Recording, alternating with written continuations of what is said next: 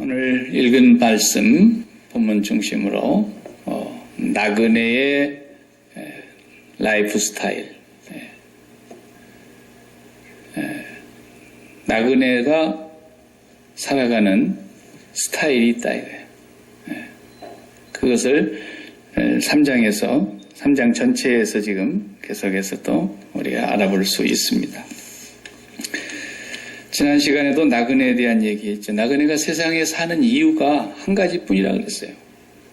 나그네는 세상에 애착심을 갖고 있는 게 없기 때문에 나그네는 세상에 대해서 죽은 사람이고 하나님께 대해서 살아가는 나그네이기 때문에 말 그대로 우리가 이 땅에 사는 이유는 하나님의 아름다움을 드러내기 위해서 사는 겁니다. 제일 무서운 사람이 어떤 사람이냐면요, 잃어버릴 게 없는 사람이에요. 이런 사람은 정말 무섭습니다. 그런 사람 건들지 마세요, 살면서. 그런 사람 건들면 본전도 못 찾아요. 잃어버릴 거라고는 딱 이 목숨 하나뿐인 사람, 몸뚱아리 하나뿐인 사람, 이런 사람 성내면요 감당이 안 돼요. 그런데 잃어버릴 것이 많은 사람은요 결국은 무릎을 꿇게 돼 있어요. 깡패도요 몸집이 막 커가지고 등치가 있고 이런 사람들이 깡패도 하긴 합니다만은 그 깡패를 다 거느리는 사람은 저같이 이렇게 호리호리한 사람이에요. 다 봐요. 몸집이 전봇대만 하는 그런 사람들이 깡패 두목 안 해요. 진짜로 한방 치면 그냥 바람에 날아가는 겨와 같이 생겼는데도 이게 깡패 두목이래. 왜 그런지 아세요? 그 사람은 죽음의 문턱을 그냥 쉽게 들락거리는 사람이기 때문에 그래요. 나는 오늘 너와 싸워서 죽어도 미련이 없는 사람이다. 이렇게 하고 죽기 살기로 달라들기 때문에 도시락 싸들고 매를 맞으러 찾으러 온 사람은 때리는 사람이 못 해보는 거예요. 그러니까 잃어버릴 게 없는 사람이 제일 강한 사람이라는 거예요. 자식 잃어버릴까? 돈 잃어버릴까? 건강 잃어버릴까? 내 직장 잃어버릴까? 잃어버릴 게 많은 사람은 죽여. 그러면 꼼짝을 못해요. 근데 잃어버릴 게 뭐 있어야지. 그게 나그네라는 거예요. 죽이려면 죽여라. 어차피 나는 하늘을 지붕 삼아서 땅을 구들장 삼아서 사는 사람인데 이렇게 산들 저리 산들 뭐 이렇게 되면은 그 사람을 누가 해보겠냐고요. 살만 주십시오. 뭐든지 하겠습니다. 이런 사람은 아무 힘이 없는 거예요. 나그네는 그런 사람이라는 거예요. 어떤 사람? 잃어버릴 게 아무것도 없는 사람. 베드로도 그랬어요. 성경을 쓰신 당시의 그 사도들, 성경에서 강조하고 있는 모든 내용들을 다 보면은 마음이 하늘에 있는 사람들이기 때문에 죽음이 찾아와도 잃어버릴 것이 없는 사람이었단 말이에요. 미리 앞당겨서 다 죽어버렸기 때문에 누가 죽인다 그러면은 그것이 그들에게는 절대로 위협이 되질 않았어요. 이것이 나그네라고 하는 겁니다. 나그네. 오늘 본문에도 나그네를 설명하는 것을 다 못 읽었는데 우리가 뒤에 가서 한 몇 구절 더 읽고 싶은 부분이 있어요. 뒤에 18절을 보면은 3장 18절입니다. 그리스도께서도 단번에 죄를 위하여 죽으사 의인으로서 불의한 자를 대신하셨으니 이는 우리를 하나님 앞으로 인도하려 하심이라. 육체로는 죽임을 당하시고 영으로는 살리심을 받으셨으니 그랬어요. 여기도 죽고 다시 살아나시고 이런 말씀이 나오는데 그리스도께서 우리 죄를 위해서 죽으셨다. 당신은 의인인데 불의한 우리를 대신했다.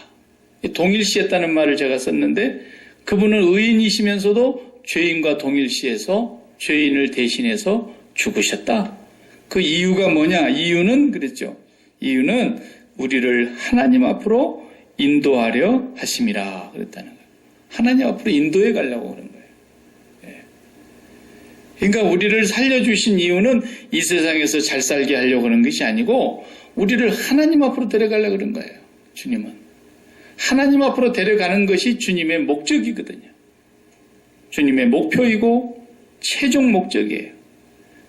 아무리 이 세상에서 좋은 나라에서 잘 먹고 잘 산다 해도 아버지 앞에 못 가면 무슨 소용이 있겠습니까? 저 북유럽에 보면은 옛날에 다 잘 살던 나라들 지금 보십시오. 얼마나 잘 사니까 나중에는 젊은 애들이 일을 하기를 싫어해요. 아니 뭐 일 안 해도 한 80% 월급은 준다는데 100% 안 먹고 80%만 먹고 8개만 먹으면 되지 뭐. 그 대신에 내가 일을 안 해도 준다는데 이렇게 잘 살았지 이렇게. 그런 나라들이 지금 보세요. 잘 살면 뭐합니까? 하나님을 버리고 하나님을 떠나니까 전부가 다 피폐해지고 비참해지고 너무너무 이상한 나라가 다 돼버리고 뭐. 그게 복이 아니지 않습니까? 오늘 본문에 방금 읽은 말씀대로는 육체로는 죽임을 당하시고 그랬단 말이에요. 육체로는 죽임을 당하시고 영으로는 살리심을 받으셨으니 이 말씀이 무슨 말일까? 예수님은 영으로 살림을 받으신 것뿐만 아니라 몸체도 있으셨어요. 그러니까 제자들이 얼굴을 보고 손도 만져보고 옆구리에 손도 넣어본 사람도 있고 예수님이 진짜 육체로 부활하신 것을 봤어요. 그 몸은 신령한 몸이기 때문에 이제 우리의 차원의 이 세계의 몸은 아니죠. 썩지도 아니할 몸으로 다시 살아나셨고 신령한 영체로 육체를 가지신 몸이 분명히 있었다 이거예요. 네. 그래서 영으로는 살리심을 받았다 그 말은 그런 신령한 몸으로 부활을 하셨고 육체로는 죽임을 당했다 그 말은 육체는 이 세상에 대하여 이제 죽었다 그런 뜻이에요. 그래서 우리를 하나님 앞으로 인도해 가시려고 주님이 먼저 가신 거예요. 내가 먼저 간다.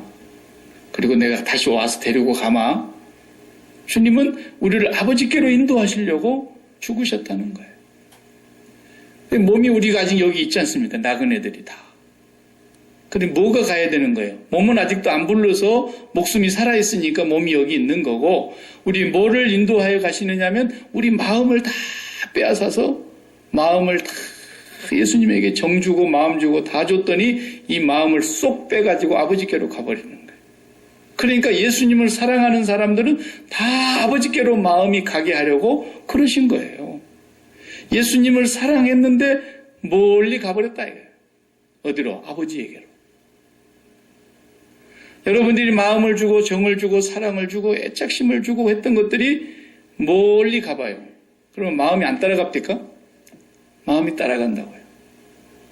전혀 평소에 그곳에 내가 마음 둔 적이 없었는데 갑자기 내가 마음을 줬던 어떤 한 인물이 거기로 갔어. 자식이 그리 갔든지 부부간에 뭐 남편이나 아내가 갔든지 내 형제간이 하나라도 가서 거기서 살든지 그러면 마음이 그냥 따라가는 거예요. 마음 줬으니까.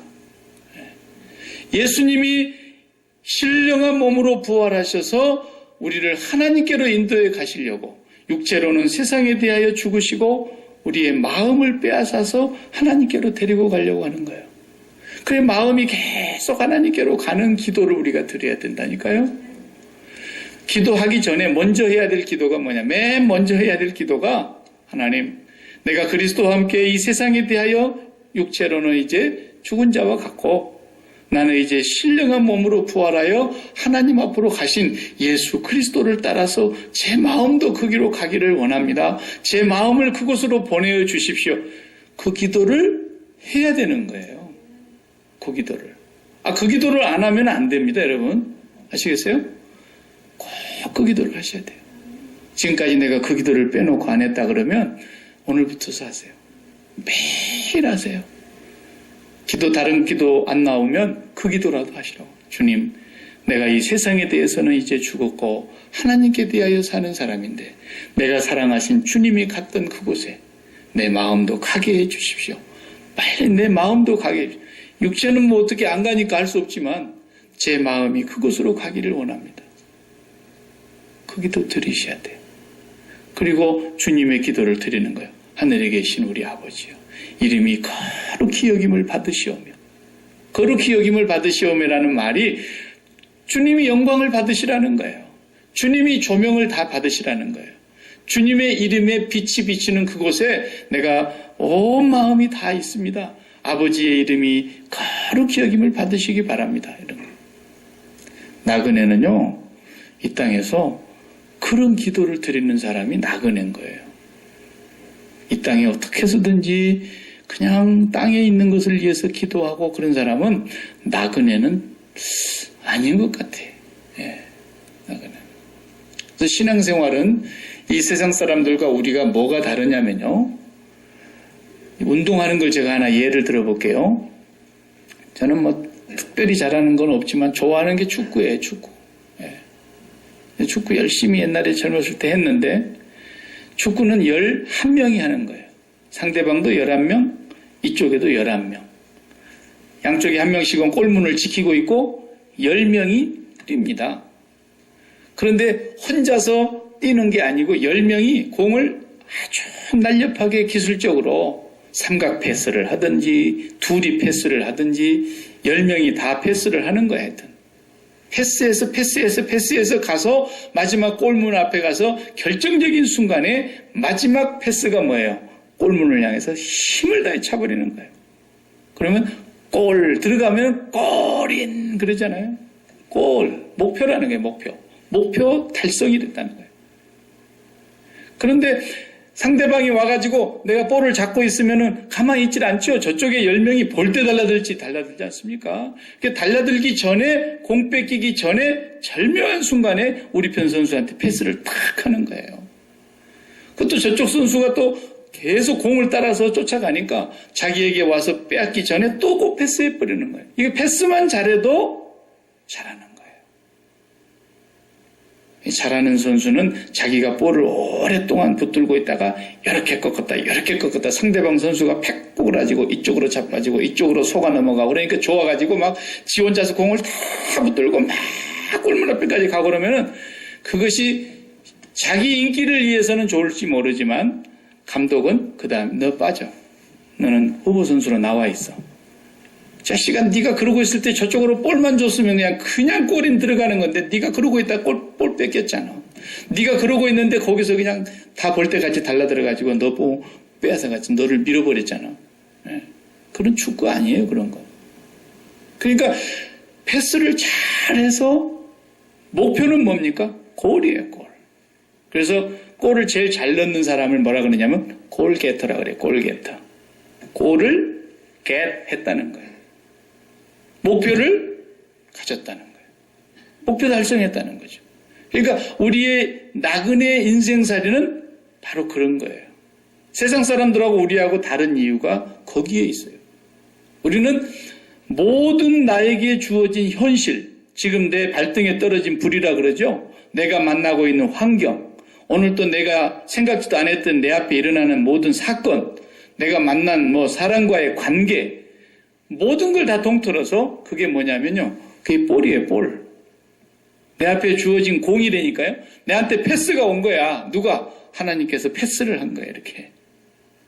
근데 그 볼을 들고 자기가 그냥 골인을 넣어보려고 목표를 향해서 자기가 그냥 그 볼을 끝까지 안 놓고 붙들고 가고 있으면 이거 바보라고. 빨리 볼을 또 보내야 되는 거예요. 적이 와서 그것을 빼앗아 가기 위해서 나를 막 주저앉히거나 발을 걸어갖고 넘어뜨리거나 어깨로 밀치기 전에 볼 빼앗기기 전에 빨리 볼을 보내야 된다니까요. 근데 우리는 누구한테 패스를 해야 되느냐면 골게터한테 보내야 돼. 골게터. 골 넣을 사람한테. 다시 말하면 목표를 달성할 사람한테, 목적을 달성할 사람한테다가 보내야 되는데 그게 누구냐면 아버지 하나님이라고요. 아버지 하나님만이 그 일에 대한 계획의 목적을 갖고 계세요. 그분의 계획이 완전하시죠. 그러니까 하나님 골 넣으세요. 그리고 하나님 얼른 패스를 해주는 거예요. 하나님이 그러면은 정확하게 목표를 달성하실 거란 말이죠. 하나님이 사업이라는 것을 나한테 볼로 이렇게 밀어줬는데 내가 사업을 해보겠다고 막 붙들고 죽느니 사느니 그러고 있으면 평생 사업 안 됩니다. 허당이에요. 그 사업도 하나님께로 보내서 하나님이 이 사업을 허락하신 목적이 있단 말이에요. 그 골게터가 되신 하나님 앞에 패스를 해서 사업을 드려야 되는 거예요. 그래서 하나님 앞에 드려놓고 내가 사업을 해야 하나님의 뜻을 이루어 가신다니까요. 나그네는 언제나 그렇게 살아야 되는 거예요. 한번 패스를 해야 돼, 패스를. 나그네가 아닌 사람들은 자기가 붙들고 있는 거예요. 자기 인생을, 자기 자녀를, 자기 사업을, 자기 목숨을, 자기 건강을, 자기 모든 것을 자기가 붙들고 자기가 꼴로 보겠다고 난리를 치는데 꼴이 안 돼요. 하나님의 뜻에 맞는 것이 꼴인데. 자, 한나가 이한나 집사님 말고 사무엘 어머니 한나, 그 해나가 자식이 없어. 그런데 그냥 속이 그냥 천불이 나는 거예요. 한나는 자식이 없어. 남편은 나를 더 사랑하는데 분인 나는 손만 잡아도 애가 나와. 그러니까 그냥 분인 나는 얼마나 그 한나의 마음을 격동시키는지. 자식을 먼저 낳았으니까 한나는 그냥 애가 타는 거예요. 하나님, 나에게 자식을 주십시오. 하나님, 나에게 자식을 주십시오. 막 울면서 기도했다 그랬잖아요. 그러니까 하늘에서 하나님께서 들으시고는 야야 천사들 모여. 누구 한나한테 갔다 올 거야? 한나가 저렇게 울면서 애원하면서 기도하는데 그래도 애 하나 줘야 되지 않겠냐? 하나님이 그때서 마음을 고쳐 잡수시고 그랬겠어요? 하나님 그렇게 편덕을 부리시는 분입니까? 하나님 그렇게 그냥 즉석 떡볶이에 잡수시듯이 그냥 그런 식으로 하시는 분이 아니란 말이죠. 하나님은 벌써 이미 사무엘을 이스라엘의 사사로 세우시고 이스라엘의 선지자로 세우시고 그를 통해서 꺼져가는 등불을 다시 밝히려고 하나님이 이미 마음에 준비를 해놓으셨는데 누구한테? 한나에게서 태어나도록. 근데 한나가 달라고 그러는데 하나님 안 주시는 거예요. 근데 하나님 나중에 뭐라고 기도합니까? 하나님 아들을 제게 주시면 다시 아들을 하나님께 패스할게요. 그랬다고. 옳거니 내가 저거 아들 줬다가는 저것이 그냥 그 아들 붙들고 그냥 죽자 사자 저 아들하고 그냥 일생을 보내면 어떡하나. 그럴 수밖에 없잖아요. 아들 하나 낳아야 이제 남편을 빼앗아 오겠는데. 그런데 내가 이 아이를 주시면 다시 이 아이를 아버지께 패스해 드릴게요.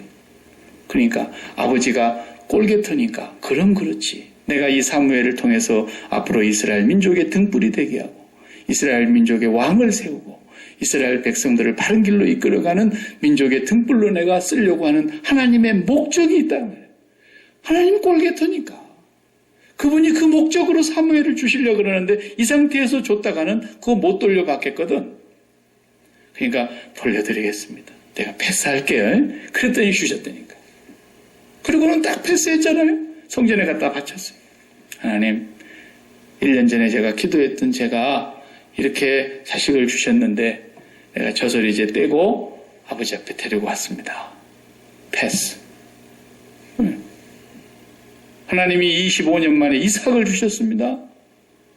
이삭을 그냥 줘가지고 이제 이삭이 얼마나 정말 이쁜 자식인지 이거 뭐 이게 손자요 아들이요 나이 100살에 말이요. 너무너무 좋은데 패스를 생각을 안 해. 지금 이삭을 주신 목적이 뭐예요? 하나님의 골게터이신 하나님의 계획이 있으니까. 패스해 놨도록. 왜 네가 갖고 있어? 패스해라니까?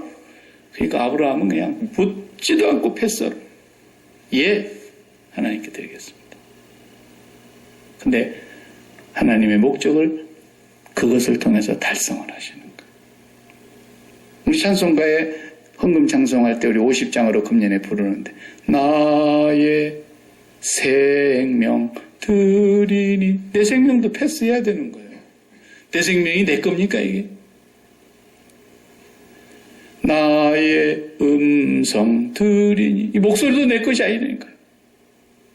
내 입에서 나오는 말도 하나님께 드리는 거예요. 기도한 시간에 기도만 하나님께 올라가는 게 아니라 내가 운전하고 가면서 내가 집에서 혼자서 궁시렁궁시렁하고 내가 둘이 앉아가지고 수근수근한 거 다 올라가는 거예요. 나의 음성을 드립니다. 나의 목소리를 드립니다. 그래야죠. 나의 시간 드리니, 나의 보화 드리니, 나의 몸을 드리니, 전부 하나님 앞에 패스하는 거예요. 이게 나그네인 거예요. 이 패스할 줄 모르는 사람은 이 사람 나그네 아닙니다. 자기가 그냥 끝까지 이 땅에서 붙들고 해보겠다는 사람들인데 끝에 가면 결국은 쪽박 차는 겁니다. 아무것도 없어요. 하나님께 다 드리시고 완전히 다 패스해버리시고 이 땅에 내 마음을 주는 것이 하나도 없어요. 그게 나그네예요. 하나님께 패스해놓고 하나님 꼴 넣으십시오. 꼴 넣으십시오. 그래야 되는 겁니다. 자식도 하나님 내게 주신 이 자식 아브라함에게 이삭을 주시듯이 한나에게 사무엘을 주시듯이 내게 주신 이 자식도 내 뜻대로 내 소원과 내 원하는 원을 풀어달라고 하나님 앞에 기도하는 자식이 아니고 하나님 내가 하나님 앞에 다 드릴 테니까 요거 무엇을 만들어서 쓰시든지 하나님 당신 소용되는 대로 만들어서 사용해 주시고 꼴 곁에이신 하나님의 목적으로 이 아이가 꼴인 되기를 바랍니다. 이런 사람이 나그네죠. 그냥 뭐 자녀한테 뭔 일이 생겼다 그러면 그냥 벌벌 떨고 나그네가 아니에요. 그 사람은.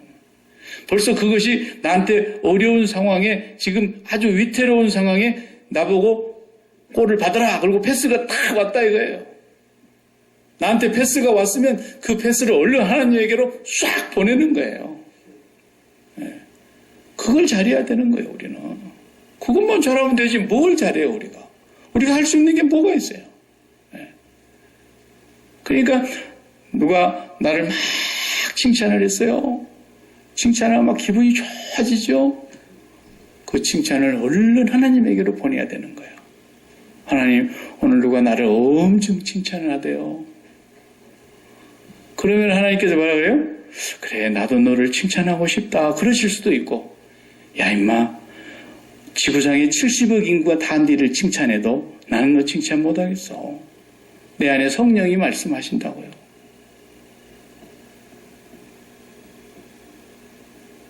그 어떤 사람이 그랬다잖아요. 피아노 이렇게 앞에서 연주회를 하는데 아주 기가 막히게 연주를. 그 피아노 작곡하신 분의 실력만큼이나 연주를 잘한 것처럼 아주 너무너무 잘했는데 청중들이 듣고 있다가 막 우리와 같은 박수를 막 치고 너무 잘했다. 한 사람만 박수를 안 치고 누군가 봤더니 그 지도교수가 박수 안 쳐주는 거예요. 틀렸다 이거야. 우리같이 그냥 피아노에 문외한인 사람은 그냥 건반 소리만 잘 나왔으면 그냥 무르르는 듯이 갔으니까 잘했다 그럴 수 있지만 지도하는 그 교수는 그 섬세한 걸 다 보고 있기 때문에 듣고 있기 때문에 박수 안 친다는 거죠. 너 오늘 형편없어. 내가 박수 보낼 수 없어 라는 거죠. 그러나 청중들은 잘 몰라서 박수를 덜 보냈을지라도 지도교수가 너는 진짜 내 제자야. 그 양반 한 사람 칭찬하면 끝나는 거예요. 그죠? 네. 그러니까 나에게 칭찬이 와도 그거 하나님 앞에 보내봐야 돼. 하나님 앞에. 하나님께 보냈더니 하나님이 나도 너를 칭찬하고 싶어서 사람들에게 너에게 네가 칭찬을 받게 했다. 뭐 이럴 수 있는 거고 야야야 나는 너 칭찬하고 싶은 마음이 손끝만도 없는데 까불지 말아라. 그럴 수 있는 거죠. 반대로 누가 나를 수근수근합니다. 비방합니다. 욕합니다. 막 헐뜯습니다. 그래도 그것을 나그네는 어떻게 하는 거라고요? 하나님께로 패스해버리는 거예요. 하나님께로. 하나님 김 집사가 오늘 나를 그렇게 물어뜯었습니다. 그래서 그냥 내가 오늘도 그냥 너무 마음이 힘들었는데 이거 하나님 내가 감당을 못하겠으니까 이 볼은 하나님이 가지세요. 그리고 패스를 딱 해버리는 거예요. 그럼 어떻게 돼요? 하나님이 딱 받으시고 세상 누가 뭐라 해도 나는 너를 안다. 주님이 그러시면 끝나버리는 거죠. 그죠? 그래서 사도 바울도 그렇게 살았다 그랬어요. 고린도전서 4장을 보면 그 얘기 아닙니까? 계속해서 그 얘기하는 거예요. 사도 바울이 얼마나 위대한 사도입니까? 얼마나 훌륭한 사람입니까? 우리가 알기는 사귀어보지는 않았지만 그분이 살아온 길을 성경을 통해서 보면 근데 고린도 교회를 목회를 하셨고 개척을 해서 교회를 설립했던 사람이 사도 바울인데 사도 바울이 사도가 아니라고 얘기하는 사람들이 고린도 교회 사람들이에요. 몇 명은 인정을 했겠죠. 근데 나는 게바가 좋아, 게바가. 나는 아볼로가 더 좋던데. 그러면서 막 사분오열 돼가지고 사도 바울은 오히려 적대시했어요. 고린도 교회에서. 그러니까 바울 사도가 뭐라 그럽니까? 나는 사람의 판단은 신경도 안 쓴다. 그렇다고 해서 내가 뭐 잘못한 것이 없는 의인이라는 말도 아니다. 판단하실 일은 오직 주님이시니 그가 판단하실 것이다. 보내버리는 거예요. 그냥 위로. 그럼 우리가 남의 집에 가서도 그렇게 하라 그랬지 않습니까? 분명히 너희가 어느 집에 가거든 그 집에 들어가도록 허락해주면 거기 집에 가서 그 집을 위해서 기도를 해라. 뭐라고 기도하랬어요? 이 집에 평안을 주옵소서. 샬롬의 은혜를 달라고 기도하라는 거예요. 그리고 안 받아들이면 신발에 흙을 털고 증거를 남기고 그냥 나오라는 거예요. 그리고 누가 너희들을 핍박하고 막 욕하고 그러면 하늘의 상급이 큰 줄 알아라. 너희 전에 선지자들도 다 그 꼴을 당하고 살았다. 그러면서 그 집에 평안을 빌었는데 그 집에 합당치 않으면 그 평안이 너한테 들어올 거다 그랬어요. 그죠? 우리는 하나님 앞에만 다 보내면 돼요. 오늘 저녁에 이 말씀 꼭 기억하십시다. 나그네는 패스 잘하는 거예요. 내가 골게터가 아니에요. 골게터는 하나님이세요. 내 목적대로 돼서는 안 되고 그분의 목적대로 돼야하고 그분의 뜻이 돼야 된다면 그분이 골게터를 하셔야지 왜 내가 골을 넣으려고 그럽니까? 내 골 안 넣어도 그분이 다 골 넣어주실 거니까 그냥 그분 앞에서 항상 패스만 잘하시기 바랍니다. 그러니까 아내들이여 자기 남편에게 순종하라. 에베소서에서 바울이 얘기하더니 오늘 또 베드로전서에서 또 베드로도 얘기하네. 여기서 뭐라 그럽니까? 믿지 않는 남편에게도 순종해라. 그래서 그 당시에는요. 지금도 우리 중동 지방에는 여러분 TV에 가끔 보시면은 그 뭐 이렇게 히잡인가 뭔가 그 둘러쓰고 그냥 눈만 그냥 우리는 그런 사람을 강도라 그럽니다 옛날에. 그 여자들이 다 강도같이 눈만 내놓고 다니잖아요 이렇게 눈만. 사람이 안 돼요. 사람을 취급을 못 받아요. 예? 그리고 그냥 남편이 성질나면 가서 죽여버려도 그냥 어떤 것은 그냥 죄도 안 묻는단 말이에요. 남편이 아내를 죽였는데도. 예? 그렇게 여자라고 하는 인권은 지금도 그 중동 지방에는 형편없단 말이에요. 이번에 이제 사우디에서 최초로 국회에 여자 몇 분 올라갔단 말이에요. 예. 정계의 진출을 최초로 한 거예요. 사우디 건국 이래. 여자 국회의원이 나왔어요. 근데 그 여자 국회의원들은 또 활동도 제대로 못하더만 보니까. 말이 국회의원이지. 2016년도에도 이 지구상의 여자를 그렇게 취급했는데 2000년 전에 사도 바울이 베드로가 이렇게 야고보가 이럴 때 쓰던 그 시절의 여자의 인권이라는 것은 그냥 목숨 자체가 남편한테 달려있던 시절입니다. 목숨 자체가. 그러니까 남편을 잘 만나면 이 여자는 그냥 팔자를 펴는 거고 남편을 잘못 만나면 이건 인생이 사는 것이 아니고 죽는 것과 한 가지였다 이 말이에요. 그런 시대를 지금 두고 베드로가 그러는 거예요. 하도 남편들이 여자들을 그냥 짐승 다루듯이 하고 개 패듯이 패고 이렇게 하니까 그런 가운데서 여자들이 먼저 개종을 했다 이거 이방인들 가운데. 여자가 개종을 하고 예수를 믿고 하나님의 자녀가 되고 보니까 너무너무 좋은데 집에만 가면 이 남편들한테 개 맞듯이 맞고 짐승 취급을 당하고 그러는데 그걸 알고 계시는 베드로께서는 그렇게 믿지 않는 남편이라도 순종해라 그런 거예요. 왜 그런지 아느냐? 내가 그렇게 함으로써 그 남편이 너의 행실로 말미암아 구원을 받게 하려 함이니라. 그래서 어제 이제 우리 장 목사님 선교사님으로 계시다가 이제 은퇴하시고 여기 와서 계시는데 우리 교회 주일날 가끔 오시잖아요. 우리가 그 집에 잠깐 이제 갔어요. 근데 아주 부흥회를 했어요. 간증을 해주시고 살아온 삶을 얘기하시고 막 그러더라고요. 네. 그래서 당신이 이제 정말 예수 믿고 정말 하나님의 은혜와 복을 누리고 이제는 또 하나님의 종이 되고 그렇게 살아온 생애가 너무너무 감사하니까 제가 옛날에 몰랐을 때 이랬습니다. 그런 설명인데 사모님 말씀을 들으면서 제가 참 감명을 받았어요. 우리 남편이 나보다 늦게 믿었지만 안 믿는 동안에 남편에게 제가 순종을 했습니다라는 거예요. 안 믿는 남편이지만 내가 정말 순종하면서 하나님 앞에 1년 넘도록 간절히 기도했다는 거예요. 남편을 하나님 앞에 패스한 거예요. 하나님. 계속 하나님께 패스했는데 하나님께서 어느 날 강권적으로 그 남편이 상상할 수도 없는 하나님의 방법으로 그냥 변화를 시키셨다. 기도가 응답이 된 거죠. 네. 그렇게 했다는 거예요. 당신은 그 말씀을, 이 본문 말씀을 읽으면서 안 믿는 남편한테 순종하라 그랬는데 하나님 내가 이렇게 순종하는데 하나님 어떻게 좀 해주세요. 하나님께 계속 패스한 거 아닙니까? 이게 바로. 네. 내가 패스 안 하고 그 남편을 컨트롤 하려고 했으면 어떻게 되겠어요? 안 되죠. 우리의 모든 삶이 그 선교사님이 그렇게 고백하면서 말씀해 주신 것처럼 우리 개인에게 이걸 다 적용해야 됩니다. 내게 어떤 문제가 오든지 하나님이 공 패스한 것을 생각하시고 이 공이 하나님의 목적에 맞게 골인이 되게 해주시기를 바랍니다. 골게태이신 하나님께 다시 올려드리는 거예요. 여러분의 삶에 어떤 현실이든지 다 하나님께 올려드리는 거예요. 오늘 말씀에 계속 그렇습니다. 9절에 보면은 악을 악으로 욕을 욕으로 갚지 말고 누가 나에게 악을 품고 누가 나에게 욕을 하고 누가 나에게 핍박을 하고 이렇게 할 때 그걸 그대로 갚지 말고 그것은 뭐예요? 패스를 안 하는 거죠. 내가 해결해 버리는 거예요.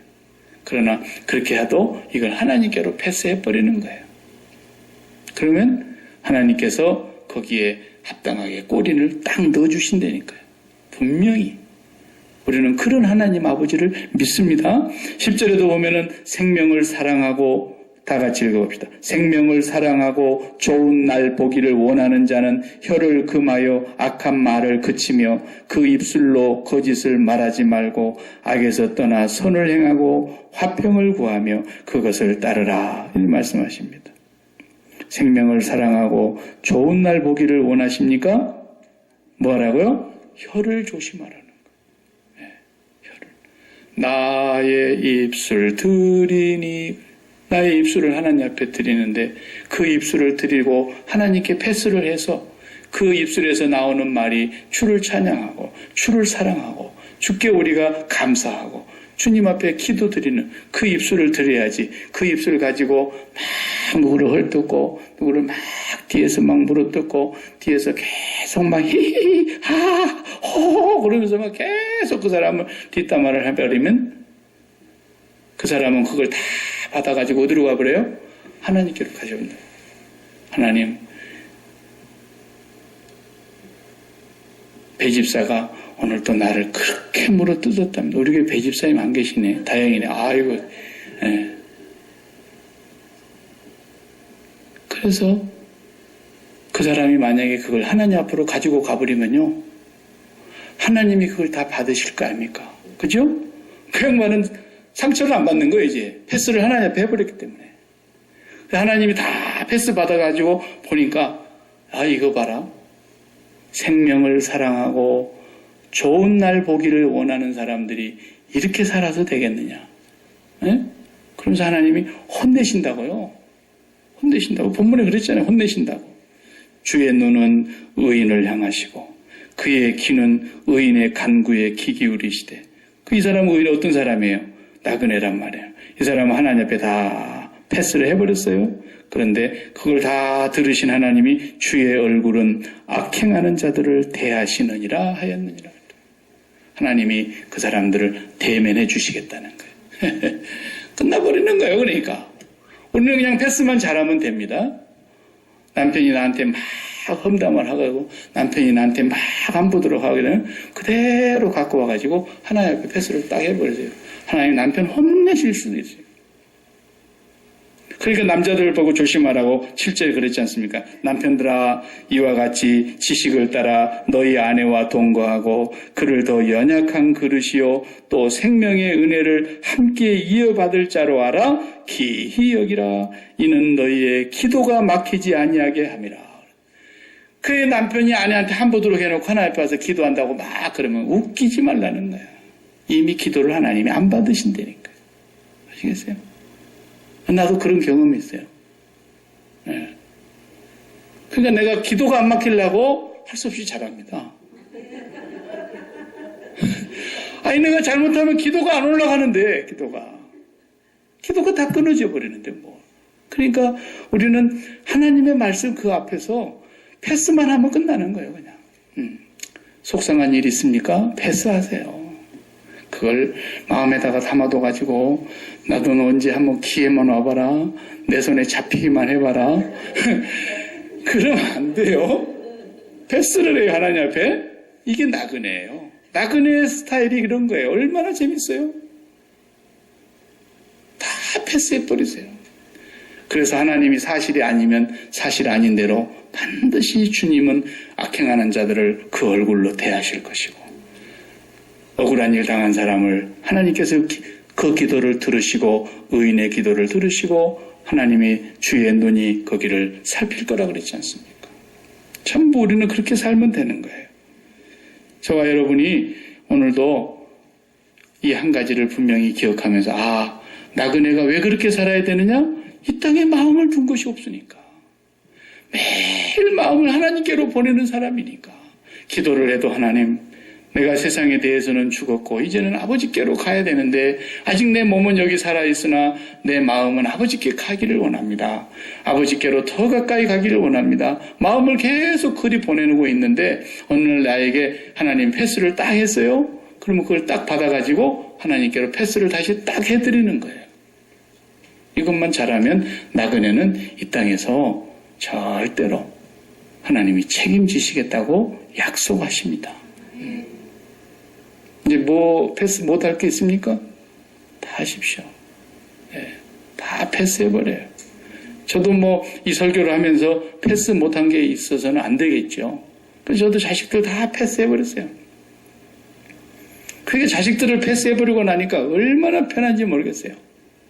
세상에 이렇게 편할 수가 없어요. 그러니까 내가 한 푼도 안 주니까 한 푼도 안 줄 줄 알고 있어서 너무 감사하고, 그 다음에 한 푼도 안 받아도 당연한 줄 알고 내가 못 줘서 미안하다 그러면은 무슨 그런 말씀을 하시냐고 그렇게 얘기를 하지. 참 진짜 아버지, 나는 어쩌다가 아버지 같은 사람 밑에 태어나가지고 이렇게 내가 정말 갖고 싶은 것도 못 갖고 이런지 모르겠다. 아직까지 속은 어쩐가 모르겠는데 들어갔다 나오지 못해서 한 번도 내 앞에서 그래요. 내가 어떻게 내게 좀 차비라도 줄까? 그러면 아이고 또 아버지 그러시네. 얼마나 감사한지 몰라요. 어차피 나도 나중에 안 받으려고 그래요. 그냥 그들이나 잘 살았으면 좋겠다. 나는 내 걱정은 하나님이 다 하고 계시니까 너희들이나 잘 살아라. 아무렴 내가 평생을 목회를 하고 살다가 마지막 은퇴를 했는데 하나님이 나를 굶겨 죽이겠냐. 나는 절대로 그런 아버지라고 믿지 않는다. 내가 지금까지 사는 날 동안에 하나님 아버지가 나를 부끄럼 당하게 하시지 않고 돈 없다고 어디 가서 굶게 하고 그러진 않더라. 하나님한테 잘 보이면 되지 뭐. 그래서 참 걱정이 없어요. 아이고 목사님 그런 말씀 마세요. 제 양반은 지금 캐나다에 은퇴하면은 다 지금 그 나라에서 해주는 연금까지 다 해결이 돼가지고 있으니까 저런 큰 소리 치지. 그때 가봐야 캐나다가 망할런지 연금도 못 받고 쪽박 찰런지 누가 알겠어요. 근데 제가 그걸 받아 먹거나 살런지 그 전에 죽을런지 또 어떻게 알겠어요. 아무 상관없어요. 그래도 하나님은 다 제 통장을 들여다보고 계시더만요. 저는 아무에게도 통장 얘기를 안 하거든요. 얼마 남았어 여보. 우리 집사람한테 나 그 얘기를 안 하거든요. 절대로 얘기해. 지금까지 사는 날 동안 25년을 넘게 살았는데 그 통장을 제가 관리해요. 우리 집사람은 아예 뭐 어떻게 돌아가는지를 모르고 은행에 가서 일 처리도 잘 못해요. 여기서는.